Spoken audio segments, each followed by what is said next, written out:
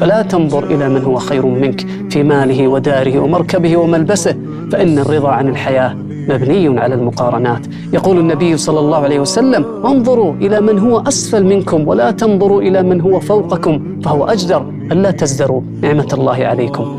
فإن رأيت ما يعجبك فقل كما يقول نبيك صلى الله عليه وسلم إذا رأى نعيما من الدنيا: اللهم إن العيش عيش الآخرة، لتذكر نفسك بأصل الوجود، فلا تنشغل بالموجود وبالأسى على المفقود، واجعل شعارك والآخرة خير وأبقى. ردد بصوت قلبك: اللهم اكفنا بحلالك عن حرامك، واغننا بفضلك عمن سواك. واعلم أن في القناعة راحة البال وحكمة العقل. النفس تجزع أن تكون فقيرة، والفقر خير من غنى يطغيها، وغنى النفوس هو الكفاف، فإن أبت فجميع ما في الأرض لا يكفيها. بالقناعة ستعرف أن الدنيا مجرد فقاعة.